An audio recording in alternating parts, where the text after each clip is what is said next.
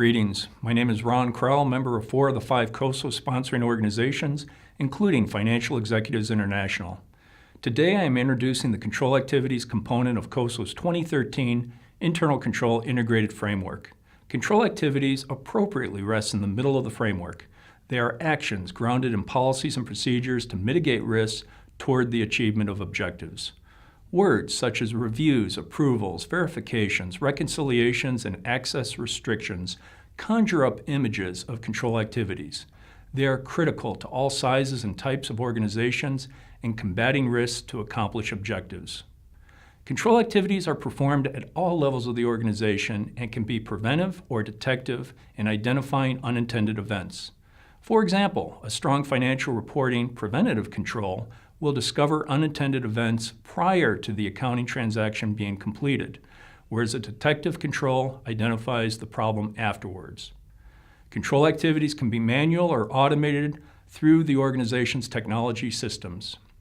For example, segregation of duties is ideally built into control activities to reduce the risk of error and fraudulent actions. These controls can be manual, such as the diverse structuring of people-related duties, or automated through application access controls.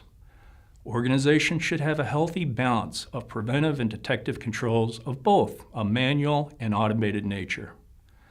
The framework's control activity component consists of 3 principles pertaining to the selection and development of control activities, general control activities over technology, and the deployment of control activities through policies and procedures. While it is beyond the scope of this introduction to discuss the details of these 3 principles, I encourage all directors, executives, managers, control owners, and auditors to grasp all of the framework principles. We must also keep in mind that controls should not be viewed as static, but rather dynamic and ever-changing to keep pace with the changing risks and objectives. Each of these 3 principles should be frequently evaluated as an organization grows and evolves. Another important concept to keep in mind is that the framework does not prescribe a set of control activities. There is no control checklist or one-size-fits-all mentality to the framework. While there are plenty of control examples throughout the framework, as well as the Coso compendium pertaining to external financial reporting, it is up to an organization's board and management team to decide what is appropriate. Back to the segregation of duties example, it may not be practical, cost-effective, or feasible for smaller organizations to assign the functions of initiating, recording, and approving transactions or reconciling account balances to different employees within a single department.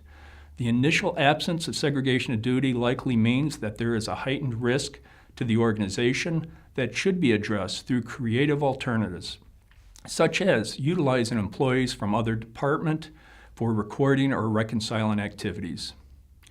Remember that control activities, as is true with all of the 5 framework components and relevant principles, should be present and functioning for all important operating, reporting, and compliance objectives. Simply put, present and functioning respectfully means that people and systems know what to do and then perform as intended per adopted policies and procedures. The absence or poor design of a control or failure in the operating effectiveness of a control needs to be addressed. In conclusion, control activities are actions to manage the achievement of objectives and thus central to the process of internal control.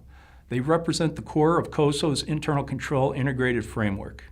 Thank you for your commitment towards effective controls as demonstrated by your participation in the Coso certification program.